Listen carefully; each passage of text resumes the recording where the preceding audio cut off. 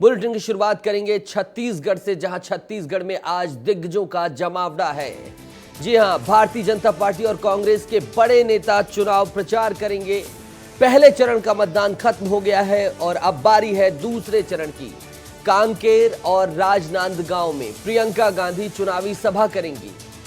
छत्तीसगढ़ के दौरे पर उत्तर प्रदेश के मुख्यमंत्री योगी आदित्यनाथ भी आ रहे हैं। राजनांदगांव, कोरबा और बिलासपुर में चुनावी सभा करेंगे योगी आदित्यनाथ। आज शाम रायपुर पहुंचेंगे केंद्रीय गृह मंत्री अमित शाह। बीजेपी कार्यालय में बैठक लेंगे और केंद्रीय गृह मंत्री अमित शाह रायपुर में जीत की रणनीति बनाएंगे।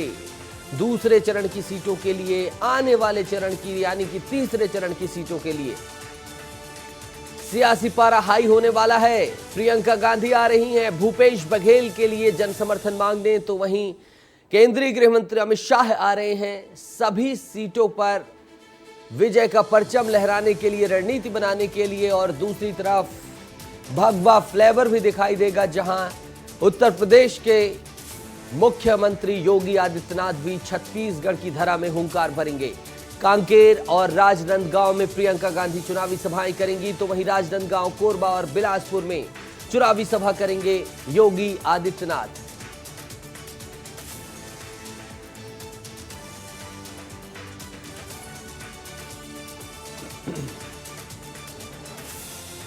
छत्तीसगढ़ में सियासी पारा हाई होने वाला है। प्रदेश में बीजेपी और कांग्रेस के दिग्गजों का जमावड़ा होगा। प्रियंका गांधी राजनांदगांव के मोहड़ में चुनावी सभा करेंगी। तस्वीरें देख लीजिए किस तरह से सभाओं की तैयारी की जा रही है। जनसभा की उत्तर प्रदेश के मुख्यमंत्री योगी आदित्यनाथ की पूर्व सीएम भूपेश बघेल को जिताने की अपील करते हुए नजर आएंगी प्रियंका गांधी। उसके भी बारे में आपको बताएंगे, सब कुछ बताएंगे, तमाम जानकारी देंगे। कुमरदा में यूपी के सीएम योगी आदित्यनाथ हुंकार भरेंगे और बीजेपी प्रत्याशी संतोष पांडे के पक्ष में जनसभा को करेंगे। केंद्रीय गृह मंत्री अमित शाह रायपुर आएंगे और जीत की रणनीति तैयार करेंगे। दिलीप हमारे सहयोगी ज्यादा जानकारी के साथ जुड़ गए हैं, सीधा उनका रुख करेंगे। दिलीप, राजनांदगांव आज रण बन गया है, सियासी गढ़ बन गया है।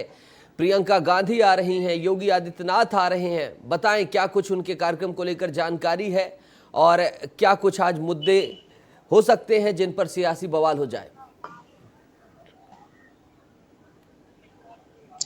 देखिए नीतीश, छत्तीसगढ़ में अब दूसरे और तीसरे चरण का मतदान होना है। ऐसे में जो केंद्रीय नेता हैं वो अब छत्तीसगढ़ में तमाम दौरे पर लग गए हुए हैं। आज की बात करें तो आज कांग्रेस की महासचिव प्रियंका गांधी राजनांदगांव और कांकेर में लोग आम सभा को संबोधित करेगी और चुनावी हुंकार भरेगी। इसके साथ ही उत्तर प्रदेश के योगी आदित्यनाथ मुख्यमंत्री 3 जगह ताबड़तोड़ सभाएं करेंगे, जिसमें राजनांदगांव, कोरबा और बिलासपुर शामिल है। तो पहला उनका राजनांदगांव में ही सभा होगी और दोनों प्रियंका गांधी और यूपी के मुख्यमंत्री योगी आदित्यनाथ की एक ही विधानसभा में सभा होगी, डोंगरगांव विधानसभा में, जहां पे दोनों राजनांदगांव के high profile seat Bhupesh Baghel और संतोष पांडे के लिए अपने अपने प्रत्याशियों के लिए वोट मांगेंगे और प्रचार करेंगे। और सियासी मुद्दे की बात करें नीतीश, तो यहाँ पे सबसे ज्यादा छत्तीसगढ़ का हाई प्रोफाइल सीट राजनांदगांव सियासी मुद्दों पर कई कदम आगे बढ़ चुका है। सियासी मुद्दे की बात करें तो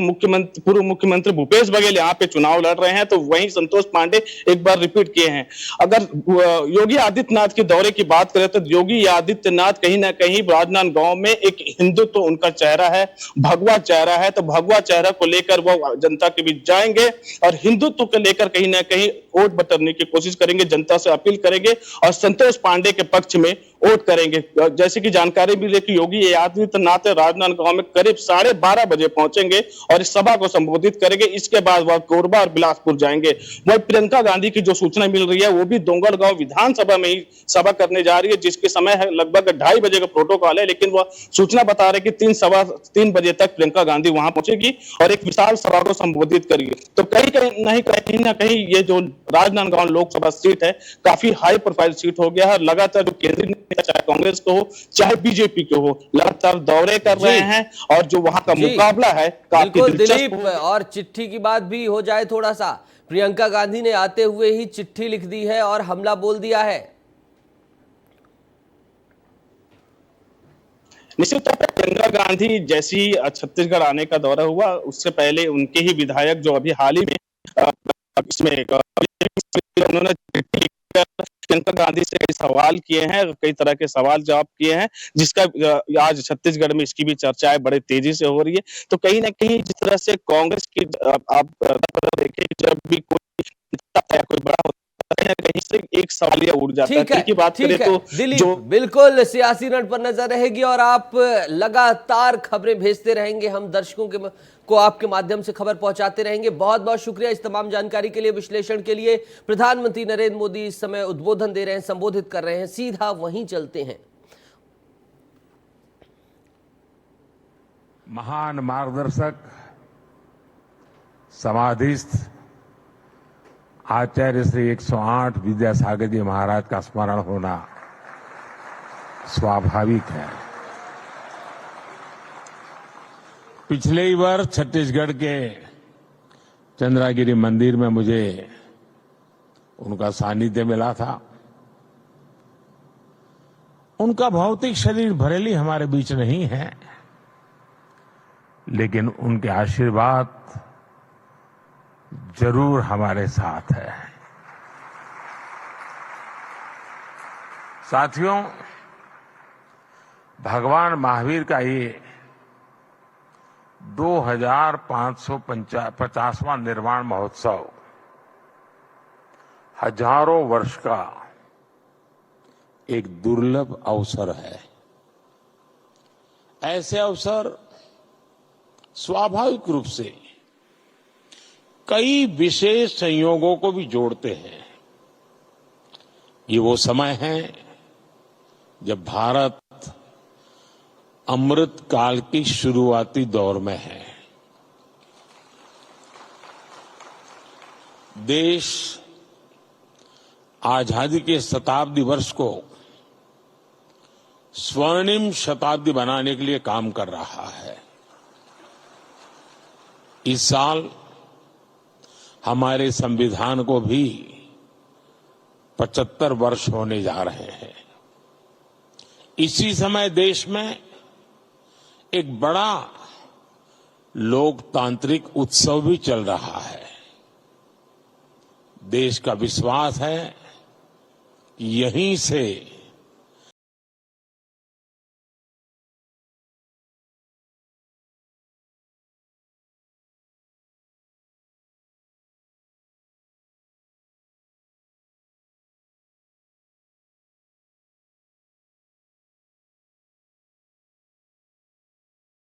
तमाम अपनी यादें साझा कर रहे थे और महावीर जैन भगवान के जन्मोत्सव के संदर्भ में जानकारी साझा करते हुए तमाम चीजों को संबोधित कर रहे थे। एक बार फिर से प्रधानमंत्री जुड़ चुके हैं।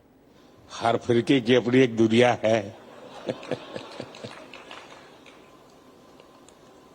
भाई और बहनों, देश के लिए अमृत काल का विचार ये केवल एक बड़ा संकल्प ही ऐसा नहीं है।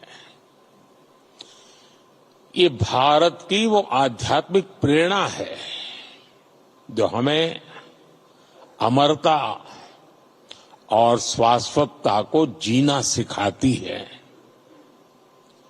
हम 2500 वर्ष बाद भी आज भगवान महावीर का निर्वाण दिवस मना रहे हैं और हम ये जानते हैं कि आगे भी कई हजार वर्ष बाद भी ये देश भगवान महावीर से जुड़े ऐसे उत्सव मनाता रहेगा।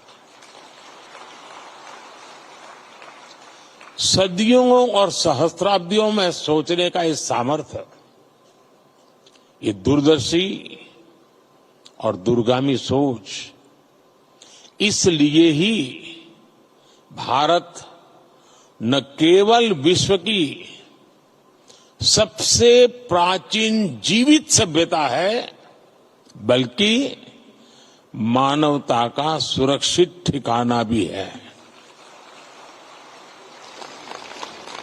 ये भारत ही है जो स्वयं के लिए नहीं, सर्वम के लिए सोचता है। ये भारत ही है जो स्व की नहीं, सर्वस्व की भावना करता है। ये भारत ही है जो अहम नहीं वयम की सोचता है। ये भारत ही नहीं जो इति नहीं अपरिमित में विश्वास करता है। ये भारत ही है जो नीति की बात करता है, नेति की भी बात करता है। ये भारत ही है जो पिंड में ब्रह्मांड की बात करता है, विश्व में ब्रह्म की बात करता है, जीव में शिव की बात करता है। साथियों, हर युग में जरूरत के मुताबिक नए विचार आते हैं, लेकिन जब विचारों में ठहराव आ जाता है तो विचार वाद में बदल जाते हैं और वाद विवाद में बदल जाते हैं। लेकिन जब विवाद से अमृत निकलता है और अमृत के सहारे चलते हैं तो हम नवसर्जन की तरफ आगे बढ़ते हैं। लेकिन अगर विवाद में से विष निकलता है तो हम हर पल विनाश के बीज बोते हैं।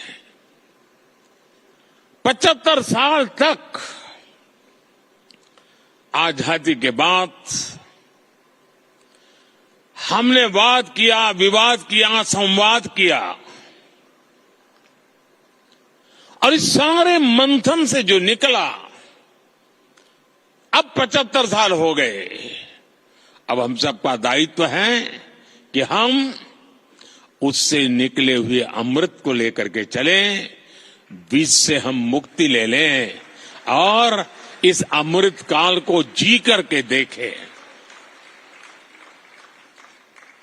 वैश्विक संघर्षों के बीच देश युद्धरत हो रहे हैं।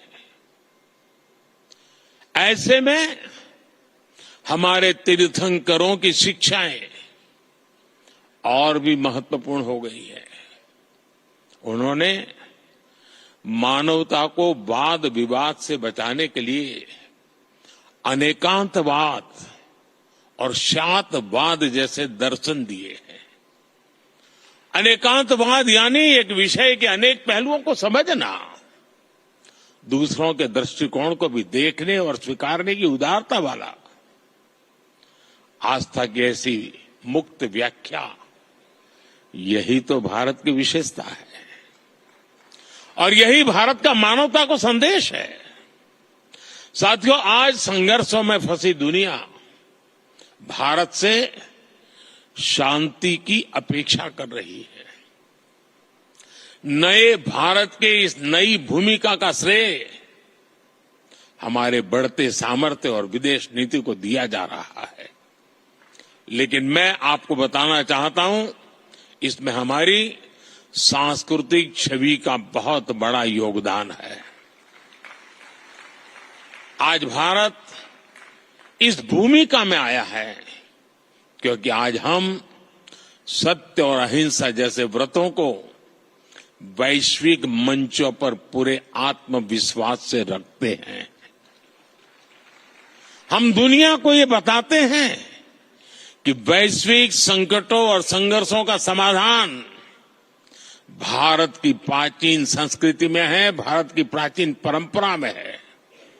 इसलिए आज विरोधों में भी बटे विश्व के लिए भारत विश्व बंधु के रूप में अपनी जगह बना रहा है।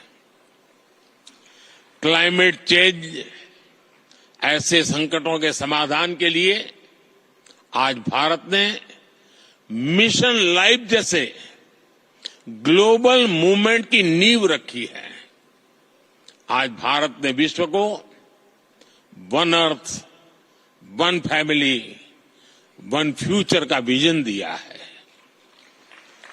क्लीन एनर्जी और सस्टेनेबल डेवलपमेंट के लिए हमने वन वर्ल्ड, वन सन, वन ग्रिड का रोड मैप दिया है।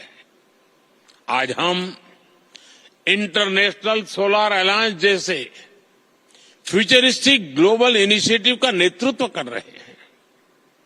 हमारे इन प्रयासों से दुनिया में एक उम्मीद ही नहीं जगी है, बल्कि भारत की प्राचीन संस्कृति को लेकर विश्व का नजरिया भी बदला है।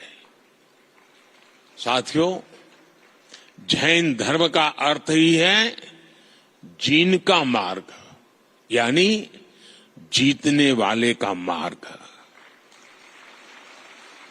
हम कभी दूसरे देशों को जीतने के लिए आक्रमण करने नहीं आए। हमने स्वयं में सुधार करके अपनी कमियों पर विजय पाई है। इसलिए मुश्किल से मुश्किल दौर आए, लेकिन हर दौर में कोई न कोई ऋषि, मनीषी हमारे मार्गदर्शन के लिए प्रकट हुआ। बड़ी बड़ी सभ्यताएं नष्ट हो गई, लेकिन भारत ने अपना रास्ता खोज ही लिया। भाई और बहनों, आप सबको याद होगा, केवल 10 साल पहले ही हमारे देश में कैसा माहौल था। चारों तरफ निराशा, हताशा। ये मान लिया गया था कि इस देश का कुछ नहीं हो सकता। भारत में ये निराशा भारतीय संस्कृति के लिए भी उतनी ही परेशान करने वाली बात थी। इसलिए 2014 के बाद हमने भौतिक विकास के साथ ही विरासत पर गर्व का संकल्प भी लिया। आज हम भगवान महावीर का 2550वां निर्वाण महोत्सव मना रहे हैं। इन 10 वर्षों में हमने ऐसे कितने ही बड़े अवसरों को सेलिब्रेट किया है। हमारे जैन आचार्यों ने मुझे जब भी आमंत्रण दिया, मेरा प्रयास रहा है कि उन कार्यक्रमों में भी जरूर शामिल रहूं। संसद के नए भवन में प्रवेश से पहले मैं मिच्छामि दुक्कडम कहकर अपने इन मूल्यों को याद करता हूं। इसी तरह हमने अपनी धरोहरों को संवारना शुरू किया। हमने योग और आयुर्वेद की बात की। आज देश की नई पीढ़ी को यह विश्वास हो गया है कि हमारी पहचान हमारा स्वाभिमान है। जब राष्ट्र में स्वाभिमान का ये भाव जग जाता है तो उसे रोकना असंभव हो जाता है। भारत की प्रगति इसका प्रमाण है। साथियों, भारत के लिए आधुनिकता शरीर है, आध्यात्मिकता उसकी आत्मा है। तो प्रधानमंत्री नरेंद्र मोदी को सुन रहे थे आप। आगे बढ़ेंगे। जगदलपुर से बड़ी खबर है, जहां जगदलपुर के दंतेवाड़ा हाईवे पर बड़ा हादसा हुआ है। जगदलपुर दंतेवाड़ा हाईवे पर यह बड़ा हादसा हुआ है, जहां जवानों से भरी बस पलट गई है। दंतेवाड़ा से चुनावी ड्यूटी कर ये सभी जवान लौट रहे थे। डील मिली के पास अनियंत्रित होकर ये बस पलटी है।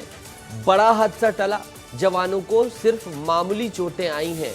राहत की बात है, राहत की खबर है। भारी संख्या में जैसे ही पता चला, तुरंत पुलिस बल भेज दिया गया। सुरक्षा के जवान पहुंच गए और सभी जवानों को सकुशल बाहर निकाला गया। चुनावी ड्यूटी से ये सभी लौट रहे थे। दंतेवाड़ा में ये चुनावी ड्यूटी कर रहे थे और चुनावी ड्यूटी से ये सभी जवान लौट रहे थे।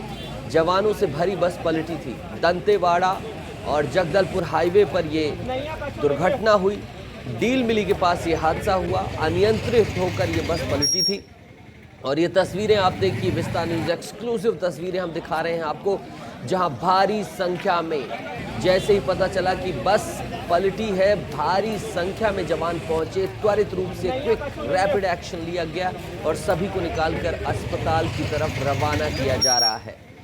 किसी भी तरह की अनहोनी के लिए जवान पूरी तरह से अलर्ट हैं और 50,000 से ज़्यादा जवान, जैसा कि आप जानते हैं पहले चरण के चुनाव 19 तारीख को हुए थे बस्तर लोकसभा में और भारी संख्या में सुरक्षा बल पुलिस के जवान तैनात थे। उससे पहले बड़ी नक्सल ऑपरेशन को सफलतापूर्वक सुरक्षा बलों ने किया था, 29 नक्सलियों को ढेर किया था और किसी भी तरीके की अनहोनी न हो इसलिए भारी संख्या में जवान डिप्लॉय हुए। वो गैया आ रही थी सामने, गाड़ी क्रॉस कर रहे थे, उधर से भी वो गाड़ी आई, गाड़ी बचाने के चक्कर में गाड़ी उधर पड़ घुस गई। तो इसमें आप लोग जैसे बैठे थे, लगभग 32 लोग बैठे थे बता रहे हैं, तो उसमें कितने लोगों को ज्यादा गंभीर चोट आई? 10 लोगों को। गाड़ी सामने आ गई थी, उसे बचाना पड़ा और बचाने के प्रयास के चलते पहिया सड़क से नीचे उतरा और बस पलट गई। संजय हमारे सहयोगी जुड़ गए हैं। संजय, 28 से 30 जवानों को बस लेकर जा रही थी, कहां से चुनावी ड्यूटी से लौट रही थी, कहां जा रही थी और अभी जवान सभी सकुशल हैं, उन्हें एडमिट करा दिया गया है जिन्हें भी चोटें आई हैं? नीतीश, बस्तर में चुनाव संपन्न कराने लगभग 60,000 जवान जो है वो अलग अलग इलाकों से आए हुए थे। ये जो जवान थे ये एमपी के हैं और ये दंतेवाड़ा के फरसपाल में चुनाव संपन्न करवाने के बाद वापस लौट रहे थे, जिस दौरान डिलमिली के पास ये हादसा हुआ। जानकारी के अनुसार एक गाय बस के सामने आ गई थी, जिसके बाद ये बस अनियंत्रित होकर पलट गई। बस में 32 जवान सवार थे, जिसमें 10 जवानों को मामूली चोटें आई है। राहत की बात यह है कि किसी भी जवान को गंभीर चोट नहीं आई है। फिलहाल जवानों को उपचार के लिए तोकापाल और जगदलपुर मेडिकल कॉलेज में भर्ती किया गया है। ये सारे जवान जो है वो दंतेवाड़ा से लौट रहे थे और वापस एमपी जा रहे थे, क्योंकि बस्तर में प्रथम चरण में 19 तारीख को चुनाव संपन्न हो गए हैं और इन जवानों ने अपनी चुनाव ड्यूटी पूरी कर ली है। बिल्कुल, अभी सकुशल हैं और उन्हें एडमिट करा दिया गया है। संजय, इस तमाम जानकारी के लिए शुक्रिया। और चूंकि चुनाव बिल्कुल सफलतापूर्वक 20 साल बाद उसी तरह से बिना किसी एक भी दुर्घटना के, बिना किसी अनहोनी के संपन्न कराया गया है, तो यही कामना रहेगी कि ये जवान सकुशल घर जाएं और इसी तरह से बस्तर में शांति अमन कायम रहे। शुक्रिया संजय तमाम जानकारी के लिए। मध्य प्रदेश के बड़वानी से बड़ी खबर है, दर्दनाक खबर है, जहां भीषण सड़क हादसा हुआ है। कार और बाइक में जोरदार टक्कर हुई है। बाइक पर सवार एक ही परिवार के 4 लोगों की दुखद दर्दनाक मौत हुई है। सेंधवा वर्ला मार्ग पर यह हादसा हुआ है। ये तस्वीरें आप देख सकते हैं, जहां एक्सीडेंट के बाद पुलिस बल पहुंचा एम्बुलेंस के साथ और उन सभी परिवारजनों को अस्पताल ले जाया गया। ये अस्पताल की भी तस्वीरें आपको दिखा रहे हैं। मध्य प्रदेश के बड़वानी में भीषण सड़क हादसा हुआ है, भीषण, और कार और बाइक में जोरदार टक्कर हुई। जफर हमारे सहयोगी जुड़ गए हैं। जफर, एक ही परिवार के 4 लोगों की दर्दनाक मौत हुई है, ये कहाँ का परिवार था, कहाँ जा रहा था और कैसे ये सड़क हादसा हुआ? जफर, देखिए नीतीश, ये दर्दनाक हादसा बड़वानी जिले के सेंधवा के वर्ला तहसील का है, जहां पर ये बड़वानी जिले के राजपुर के निवासी है, राजपुर तहसील के निवासी हैं और ये अपने परिवार के साथ बलवाड़ी की ओर जा रहे थे। फिलहाल ये क्यों जा रहे थे इसका पता नहीं चल पाया है, लेकिन बड़ा भीषण दर्दनाक हादसा है। कार और बाइक में जोरदार टक्कर हुई और बाइक पर सवार ये 4 लोग एक ही परिवार के, जिसमें मृतक शिवा नाम बताया जा रहा है और पत्नी सिंगला और उनके 2 बच्चे, जिसमें एक लड़का और एक लड़की है। इन 4 लोगों की मौके पर ही मौत हो गई है। तस्वीर में आप साफ देख सकते हैं, लोगों की मौके पर भारी भीड़ है। फिलहाल चारों ही मृतकों के शवों को सेंधवा के सिविल हॉस्पिटल लाया गया है। ये बड़ा भीषण और दर्दनाक हादसा बड़वानी जिले के सेंधवा में हुआ है। जफर, क्या एक ही बाइक में ये 4 लोग जा रहे थे?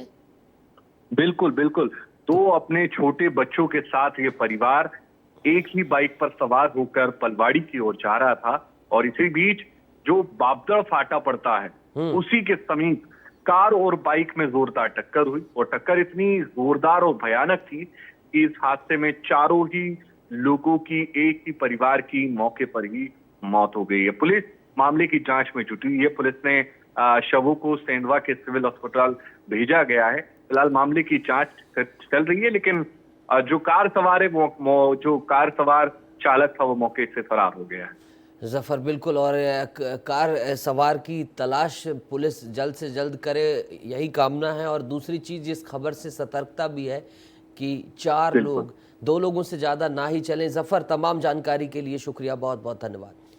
आगे बढ़ेंगे, छत्तीसगढ़ का रुख करेंगे, जहां से नक्सलियों के खिलाफ बड़ी कार्रवाई की खबर आई है। छत्तीसगढ़ में नक्सलियों के खिलाफ कार्रवाई जारी है। बीजापुर में नक्सलियों के साथ जवानों की मुठभेड़ हुई है। मुठभेड़ में एक नक्सली के ढेर होने की खबर है। मौके से हथियार बरामद हुए हैं। भैरमगढ़ के केश कुतुल इलाके में यह मुठभेड़ हुई है। मतदान के बाद नक्सलियों पर फिर से जवान भारी पड़ रहे हैं।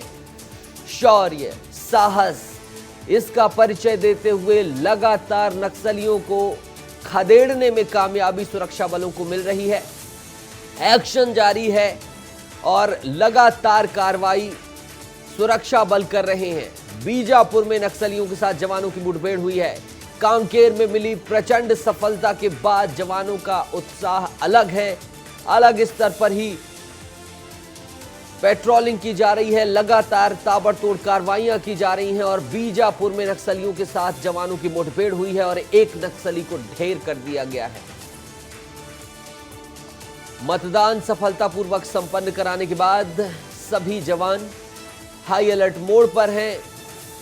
और युकेश हमारे सहयोगी जुड़ गए हैं। युकेश, कैसे सुरक्षा बलों को इनपुट मिला, नक्सलियों का कैसे वहां पहुंचे और फिर मुठभेड़ हुई, एक नक्सली के ढेर होने की खबरें, और कितने नक्सली वहां से भाग खड़े हुए, क्या कुछ अपडेट है, सब कुछ बताएं युकेश।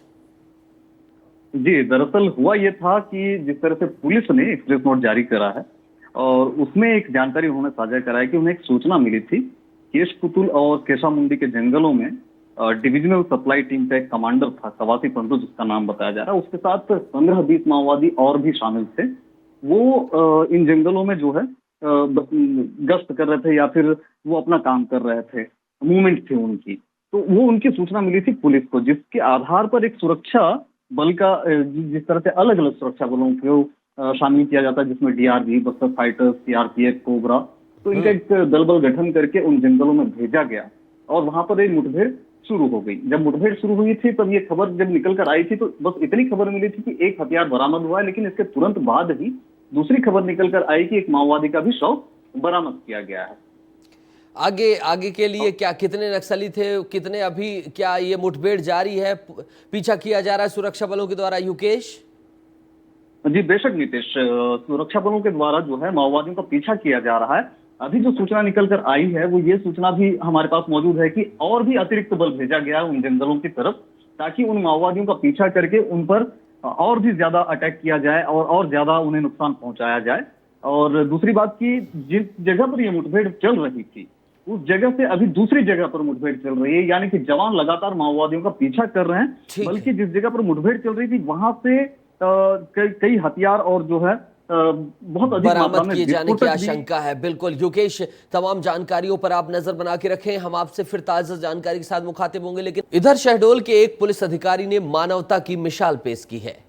मामला उमरिया जिले के नेशनल हाईवे का है, जहां हाईवे के किनारे एक शख्स घायल पड़ा था, शरीर खून से लथपथ था। इस दौरान एडीजीपी शहडोल जोन डीसी सागर ड्यूटी कर रहे थे, अपने घर लौट रहे थे, तभी उनकी नजर उस शख्स पर पड़ी। उन्होंने फौरन उसे अपनी गाड़ी में बैठाकर अस्पताल पहुंचाया।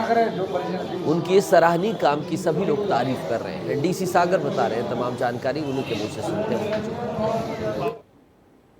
मैं अपने पुलिस जवानों के साथ पाली की तरफ से शहडोल की तरफ आ रहा था। रास्ते में हमें एएसआई लालमणि सिंह सड़क पर दुर्घटनाग्रस्त स्थिति में मिले। उनकी मोटरसाइकिल एक तरफ पड़ी थी, हेलमेट एक तरफ पड़ा था और उनके सिर में और बाजू में गंभीर किस्म की चोट थी और खून निकल रहा था। तो तत्काल इनको गाड़ी में हम लोग सिविल अस्पताल लेके आए हैं। मुझे उम्मीद है कि एएसआई शीघ्र ही स्वस्थ होकर घर जाएंगे। इनके परिजनों को सूचित कर दिया गया है, वो यहाँ पहुँच चुके हैं और इनका इलाज डॉक्टर द्वारा सिविल अस्पताल में शुरू कर दिया गया है। बड़ी खबर छत्तीसगढ़ की सियासत से जुड़ी हुई, जहां प्रियंका गांधी के दौरे से पहले छत्तीसगढ़ की सियासत गर्मा गई है। प्रियंका के दौरे पर बीजेपी नेता आलोक पांडे ने सवाल उठाए हैं, चिट्ठी लिखकर भ्रष्टाचार पर सवाल पूछे हैं। कुछ दिन पहले ही कांग्रेस छोड़कर बीजेपी में आलोक पांडे शामिल हुए हैं। यह चिट्ठी देख लीजिए, किस तरह से उन्होंने बिंदुवार सवाल उठाए हैं। राहुल गांधी जो पूरे देश में न्याय यात्रा निकाल रहे थे, क्या अपने कार्यकर्ताओं को न्याय दिला पाए? तमाम चीजों का उन्हें जिक्र किया है उन्होंने। प्रियंका गांधी के दौरे से पहले बीजेपी नेता आलोक पांडे ने सवाल उठाए हैं, भ्रष्टाचार पर चिट्ठी लिखकर सवाल पूछे हैं और कांग्रेस छोड़कर बीजेपी में आलोक आए और आते ही उन्होंने करारा हमला बोला है। माननीय प्रियंका जी, आपकी अनुशंसा पर छत्तीसगढ़ समाज कल्याण विभाग में एक नियुक्ति करवाई गई थी, जो नियुक्ति भूपेश बघेल ने कल्पना प्रशांत सिंह की थी। यह कल्पना प्रशांत सिंह, जो कि उत्तर प्रदेश की रहने वाली महिला थी, इनके ऊपर और इनके पति के ऊपर उत्तर प्रदेश में कई संगीन आरोप, गंभीर अपराध दर्ज हैं। उसके बावजूद आपने इनकी क्यों अनुशंसा की कि छत्तीसगढ़ समाज कल्याण विभाग में इनकी नियुक्ति की गई? क्या छत्तीसगढ़ की महिलाओं में इतनी काबिलियत आपने नहीं समझी कि छत्तीसगढ़ की महिलाओं को आप उनका अधिकार छीनने का आपने काम किया? आगे बढ़ेंगे और मध्य प्रदेश का रुख करेंगे। यूपी-80 में चयनित मध्य प्रदेश के युवाओं को मुख्यमंत्री डॉक्टर मोहन यादव ने सीएम हाउस में सम्मानित किया। प्रदेश के होनहारों से मुख्यमंत्री ने मुलाकात की और उन्हें शॉल उड़ाकर सम्मानित किया।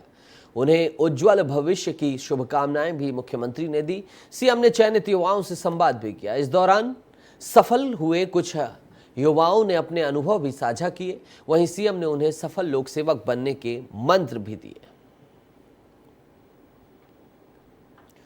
तो ये तस्वीरें हैं जहां शॉल श्रीफल के साथ सम्मान सीएम डॉक्टर मोहन यादव ने किया और उनके परिवारजन भी थे। जितने भी यूपी-80 में मध्य प्रदेश के चयनित छात्र हैं, उनके परिवारजन भी पहुंचे और उनके साथ सीएम डॉक्टर मोहन यादव ने बातचीत की, छात्रों से अनुभव लिया।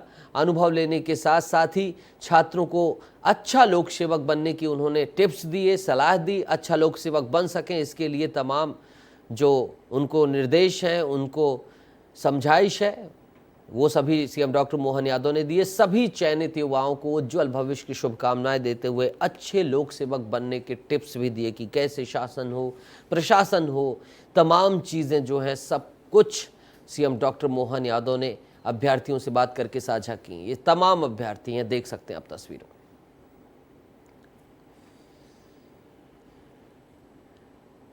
गुना में आदिवासियों के बीच ज्योतिरादित्य सिंधिया लगातार चुनाव प्रचार कर रहे हैं। इसी दौरान सिंधिया आदिवासियों के साथ ढोल बजाते हुए नजर आए, साथ ही ढोलक की थाप पर झूमते भी दिखे।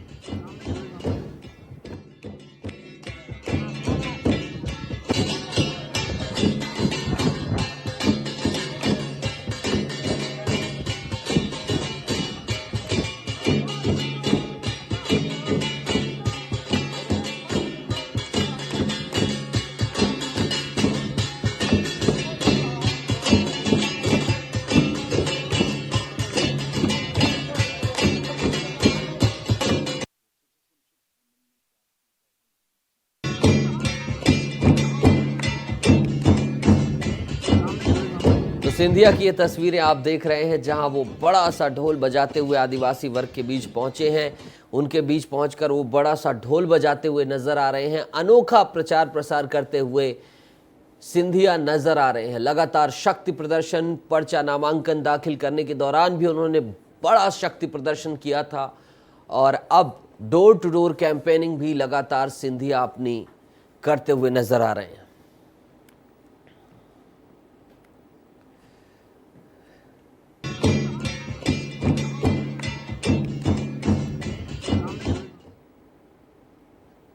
आगे बढ़ेंगे। सिंधिया तो इस तरह से चुनाव प्रचार कर ही रहे ढोल बजाकर। ज्योतिरादित्य सिंधिया की पत्नी भी अलग अंदाज में चुनाव प्रचार करते हुए नजर आ रही हैं। केंद्रीय मंत्री ज्योतिरादित्य सिंधिया गुना शिवपुरी से प्रत्याशी हैं और चुनावी प्रचार के दौरान प्रियदर्शनी राजे शिवपुरी के पिछोर विधानसभा क्षेत्र में काली पहाड़ी इलाके में मौजूद एक गांव पहुंची, जहां उन्होंने एक घर में जाकर चूल्हे पर रोटियां बनाई। इसका वीडियो भी सामने आया है। प्रियदर्शनी राजे ने महिलाओं के साथ बैठकर पारंपरिक रूप से बनाए जाने वाले कंगन भी बनाए। उन्होंने महिलाओं से अपने पति ज्योतिरादित्य सिंधिया को वोट देने की अपील की। ये दो तस्वीरें देखिए, चूल्हे पर रानी साहिबा रोटी बना रही हैं और दूसरी तरफ पारंपरिक कंगन भी बनाए जा रहे हैं उनके द्वारा।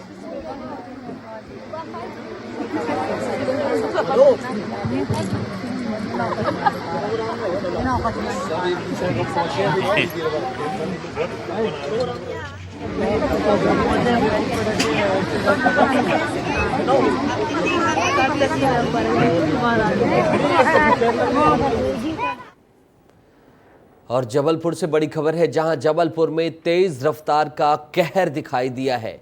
बाइक से स्टंट करते समय युवक की मौत हुई है। बरगी के जंगल में तेज रफ्तार बाइक पेड़ से टकरा गई। टक्कर के बाद बाइक में आग तक लग गई। हादसे में 18 साल का युवक जिंदा जल गया। जबलपुर के आमनपुर का रहने वाला ये युवक बताया जा रहा है। बाइक से स्टंट करना इसे भारी पड़ गया। बाइक के साथ ये जल गया। एक तरफ बाइक जल गई और ये बाइक में झुलस गया। तेज रफ्तार का ये कहर देखने को संस्कारधानी मध्य प्रदेश जबलपुर से मिला है। दुर्गेश हमारे सहयोगी जुड़ गए हैं। सीधा दुर्गेश, स्टंट करना भारी पड़ गया, गाड़ी जल गई, क्या कुछ हुआ है दुर्गेश? बिल्कुल नीतीश, देखिए बरगी थाना क्षेत्र का ये पूरा मामला है, जहां पर ये युवक जो है अब अपनी बाइक पे स्टंट करने की वहां पर पहुंचे थे। खाली रोड रहती है, लंबी रोड रहती है, तो ऐसे में वहां पर अक्सर जो युवा है वो इस तरह की स्टंटबाजी करते नजर आते हैं। लेकिन ये जो घटना है ये बेहद दर्दनाक घटना है, क्योंकि तेज रफ्तार बाइक की और अचानक जो है बाइक से अनियंत्रित हो गई और वो सीधे जाकर पेड़ से टकरा गई और टकराने के बाद अचानक जो है बाइक में आग लग गई, जिसकी वजह से युवक जो है झुलस गया पूरी तरीके से और उसकी मौत हो गई। 18 वर्षीय ये युवक है जो अमनपुर क्षेत्र का रहने वाला बताया जा रहा है। फिलहाल इस पूरे मामले पर अब जबलपुर की बरगी थाना पुलिस है वो जांच पड़ताल में जुटी हुई है। लेकिन ये उन लोगों के लिए ये घटना सबक है जो इस तरह की स्टंटबाजी करते हैं और अपनी जान जोखिम में डालते हैं। बिल्कुल दुर्गेश, बहुत बहुत शुक्रिया इस तमाम जानकारी के लिए। स्टंटबाजी एक कला है प्रोफेशनल, जिसे आप उस दायरे में सुरक्षा उपकरणों के साथ ऐसी बाइक्स के साथ करते हैं। ये हुल्लड़बाजी होती है, रोडों में जाना और भरी पब्लिक के बीच स्टंट करना। इस केस से यही सलाह मिलती है कि स्टंटबाजी जो उसके मापदंड हैं, जो सुरक्षा है, उसके साथ ही की जाए। बहरहाल आगे बढ़ेंगे, गुना चलेंगे, जहां गुना में युवती से हैवानियत के मामले में मोहन सरकार सख्त नजर आई है। प्रशासन की टीम आरोपी अयान पठान के घर पहुंची और उसके घर पर बुलडोजर चलाकर घर को ढहा दिया। प्रशासन की टीम के साथ पुलिस बल भी मौके पर मौजूद रहा। आरोपी ने युवती के साथ बेरहमी से पिटाई की थी। उसकी आंखों में लाल मिर्ची पाउडर डालकर मुंह में फेविक्विक डाल दिया था और ये जो खबर थी इसे प्रमुखता से विस्तार न्यूज ने दिखाया था। दर्दनाक हादसे में सीएम ने कठोर एक्शन लिया है। प्रशासन ने हैवान के घर को ढहा दिया है। आरोपी अयान पठान के घर पुलिस पहुंची और उसके घर को ढहा दिया। आंखों में लाल मिर्ची, इसके साथ ही बहुत ही निर्ममता बरतते हुए ये पूरा आरोपी ने कृत्य किया था। फेविक्विक तक डाल दिया था ताकि वो कुछ बोल ना सके, पुलिस को कुछ कह ना सके, अपना दर्द बयां न कर सके। तो युवती से बर्बरता के मामले में कठोर एक्शन लिया गया है और बुलडोजर न्याय डिलीवर किया गया है। ये तस्वीर आप देख सकते हैं।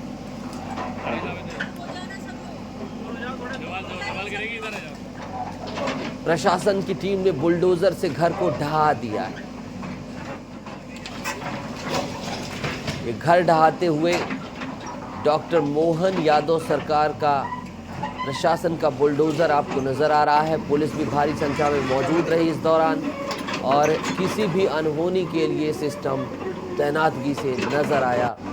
सख्त सुशासन की जो एक बात है उसे प्रेषित करने की कोशिश की गई और आरोपियों को या जो भी इस तरह के अपराध करते हैं उन्हें कड़ा संदेश दिया गया है कि अगर इस तरह का कोई भी कृत्य करेगा सजा कठोर होगी, एक्शन गंभीर होगा।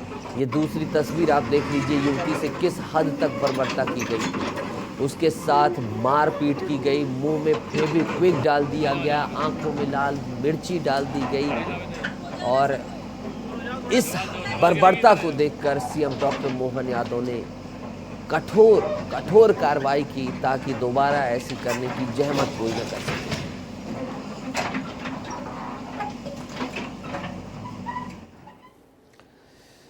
वहीं गुना मामले में कार्रवाई को लेकर मुख्यमंत्री डॉक्टर मोहन यादव ने बयान भी दिया है। उन्होंने कहा है कि जो जैसा करेगा वैसा ही भरेगा, यानी साफ संदेश मुख्यमंत्री ने दिया है कि अपराध को रोकने के लिए सख्ती से निपटा जाएगा, कठोरता से निपटा जाएगा। सुनिए क्या कुछ कहा है सीएम डॉक्टर मोहन यादव ने।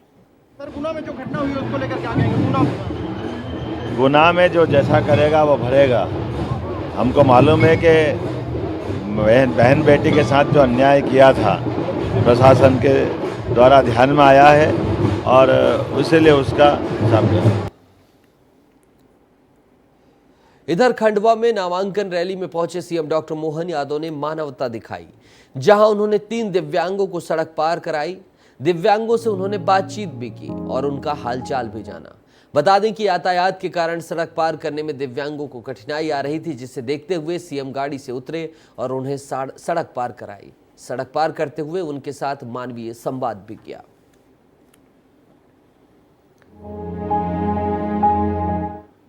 ये खूबसूरत तस्वीर खंडवा की है और मुख्यमंत्री के साथ दिव्यांगजन अपने मन की बात साझा करते हुए भी नजर आए। मतदान के लिए जागरूक करने के लिए जांजगीर के ऑडिटोरियम में स्वीप संध्या का आयोजन किया गया, जिसमें सांस्कृतिक कार्यक्रमों का आयोजन किया गया। इस दौरान कलेक्टर आकाश छिकारा सहित कई अधिकारी मौजूद रहे। इस दौरान दिव्यांगों ने भी विशेष प्रस्तुति दी। जो शहरी क्षेत्र के वोटर्स हैं वहां पे बाइक रैली निकालकर उनको ये मैसेज किया कि आप अपने आने वाले 7 मई को अपने समय में से थोड़ा समय निकालकर मतदान करने अवश्य आएं। इसी प्रकार अभी ये स्वीप संध्या भी आयोजित की गई है। इसमें हमारे अलग अलग हमारे जो बाल संप्रेषण गृह के बच्चे हैं, हमारे जो दिव्यांग साथी हैं, हमारे जो स्कूली शिक्षक हैं, स्कूली बच्चे हैं, सबके द्वारा एक मैसेज दिया जा रहा है जो सांस्कृतिक प्रोग्रामों के माध्यम से कि आप 7 मई को बढ़ चढ़कर मतदान करें और जो हम 100% मतदान की कल्पना करते हैं उसको पूरा करने में हमारा मदद करें।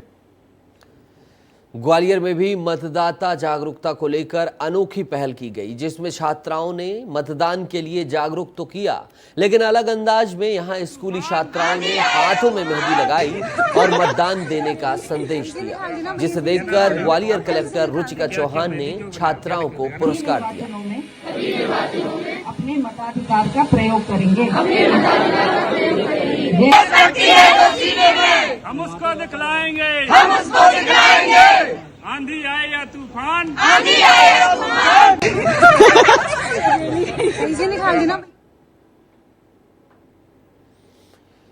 अब अंबिकापुर के ऐसे केस की बात करेंगे जिसे सुनकर हर कोई स्तब्ध है। अंबिकापुर में एक महिला ने शराब पीने के लिए पति को पैसे नहीं दिए तो पति ने उसकी हत्या कर दी। बताया जा रहा है कि महिला रसोइया थी और उसे महतारी वंदन योजना के तहत हर महीने 1000 रुपए मिलते थे। महिला का पति सोनू को शराब पीने की गहरी लत है। जब उसने पत्नी से रुपए मांगे और पत्नी ने रुपए देने से इनकार कर दिया, उसे जरूरी इंतजामात में जरूरी चीजों में खर्च करने की बात कही तो आरोपी ने उसकी जमकर पिटाई कर दी, जिसके बाद अस्पताल में महिला ने दम तोड़ दिया।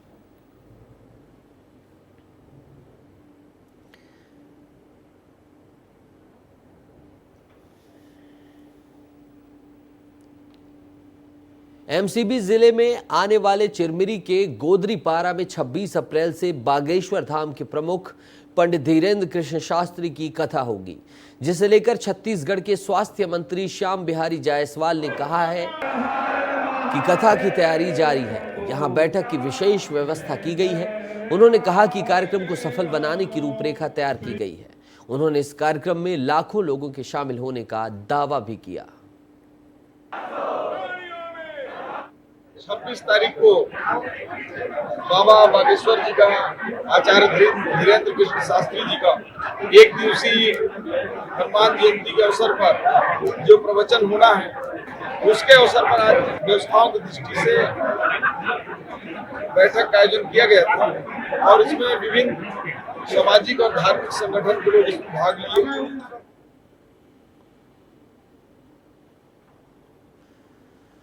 तो 26 अप्रैल को धीरेन्द्र कृष्ण शास्त्री की कथा है। चिरमिरी में एक कथा होगी और लाखों लोगों के जुटने का दावा किया गया है। और तमाम जो यहाँ व्यवस्थाएं हैं उसे सुचारू रूप से प्रबंधन समिति के द्वारा बढ़ाया जा रहा है। पंडित धीरेन्द्र कृष्ण शास्त्री छत्तीसगढ़ की रायपुर में हुई कथा के साथ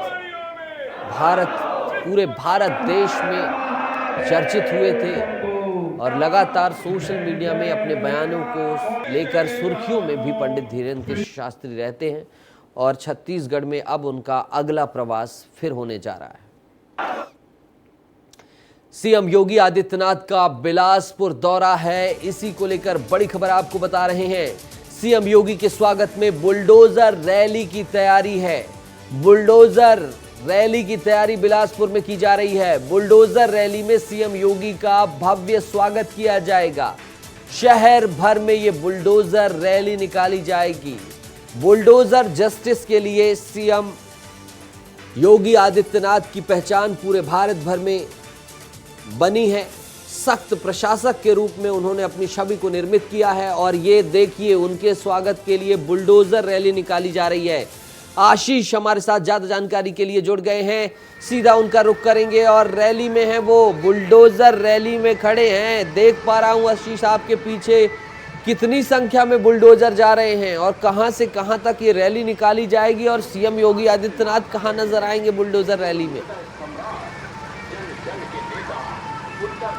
जी नितेश, ये बिलासपुर में लोधीपारा से ये रैली निकाली जा रही है बुलडोजर की, क्योंकि आज उत्तर प्रदेश के मुख्यमंत्री बिलासपुर में ही योगी आदित्यनाथ जी लगभग 2 बजे उनका शेड्यूल आने वाला है और इसी के फेर में चूंकि उन्हें बुलडोजर बाबा के नाम से संबोधित भी करता है पूरा देश, तो यहाँ के विधायकों ने विशेष इंतजाम किए हैं। आप देख सकते हैं मेरे पीछे ये जो लाइन है बुलडोजर की, लगभग 30 से 40 बुलडोजर लोधीपारा से निकल कर बिलासपुर के तालापारा में जाकर रुकेगी। फिर वहाँ से ये राजेंद्र नगर चौक में अमर अग्रवाल के घर के सामने विधायक हैं जो, और इसके बाद आगे अपोलो अस्पताल तक ये जाएगी। तो ये आप पूरा देख सकते हैं पीछे मेरा थोड़ा छवि, कैमरा घुमाइए उस तरफ और दिखाइए कि क्या इंतज़ाम है बिलासपुर में, क्या तैयारियां चल रही हैं और कितने वृहद स्तर पर ये तैयारी की जा रही है। योगी उत्तर प्रदेश के जो मुख्यमंत्री हैं वो बिलासपुर आ रहे हैं उसको ले करके। नितेश, यह भी बताना चाहूँगा कि ये सारे जो बुलडोजर हैं ये लगभग सुबह 10 बजे से आशीष नितेश जी, आशीष अगर आवाज आ रही हो तो आप योगी आदित्यनाथ के कार्यक्रम को लेकर भी दर्शकों को अपडेट दे दें, तमाम जानकारी साझा कर दें, कब योगी आदित्यनाथ आएंगे, उनकी रैली कहाँ है। बिल्कुल नितेश, आज बताना चाहूँगा सारे दर्शकों को मैं विस्तार न्यूज़ के कि बिलासपुर के बहतराई स्टेडियम, जिसे BR यादव स्टेडियम का नाम दिया गया है, वहाँ ही एक बड़ी जनसभा को संबोधित करेंगे और वहाँ ही विशेष तैयारियां हैं बाबा योगी आदित्यनाथ को लेकर। और काफ़ी बिलासपुर में उत्साह है, चूँकि पहली बार बिलासपुर आ रहे हैं उत्तर प्रदेश के मुख्यमंत्री और 2 दिन बाद यहाँ हनुमान प्रगट उत्सव भी है। तो कुल मिलाकर के एक माहौल जो राम को लेकर, हिंदुत्व को लेकर और बाकी चीज़ों को लेकर पूरा जनमानस एक तैयार कर रहे हैं, तो उसी की ही तैयारी में यहाँ पे आज तैयार जो ये किए गए हैं बुलडोजर, और भी आगे हम अपने विस्तार न्यूज़ के दर्शकों को बताएंगे कि क्या क्या तैयारी। तो बुलडोजर रैली की व्यवस्था है और तमाम जो योगी आदित्यनाथ का दौरा है, देवेंद्र यादव कांग्रेस से प्रत्याशी हैं और भारतीय जनता पार्टी ने कमर कस ली अपने प्रत्याशी को जिताने के लिए। आशीष, बहुत बहुत शुक्रिया जुड़ने के लिए और तमाम जानकारी साझा करने के लिए। सिंगरौली चलेंगे, जहां 20 भैंसों की तस्करी कर रहा ट्रक जब्त कर लिया गया है। कोतवाली पुलिस को मुखबिर से सूचना मिली कि 20 भैंसों की तस्करी ट्रक में हो रही है। तस्वीर आप देखिए, कैसे 20 भैंसों को भरकर भूसे की तरह इस ट्रक में ले जाया जा रहा था और बैरियर को तोड़ते हुए ये ट्रक चालक निकला था। पुलिस और पत्रकारों ने इसका पीछा किया। फरार ट्रक चालक की तलाश में भी पुलिस जुट गई है। छत्तीसगढ़ से उत्तर प्रदेश ये ट्रक जा रहा था। पूरी तरह से देख सकते हैं यहाँ सराहनी पहल रहा हुआ है और ये मरवाही में हाथियों का आतंक लगातार बढ़ता जा रहा है। हाल ही में मरवाही के जंगल में दंतैल हाथी की वापसी ने हड़कंप मचा दिया। रात को गांव में मुनादी कर रहे लोगों को जंगल में महुआ बीनने को लेकर सतर्क किया गया। वन विभाग कर्मचारी लगातार हाथी के मूवमेंट को लेकर निगरानी रख रहे हैं। खड़गवां से मरवाही की ओर तस्कर हाथी का तेजी से मूवमेंट देखे जाने पर वनकर्मी अलर्ट मोड पर हैं और स्थानियों में हड़कंप मचा हुआ है।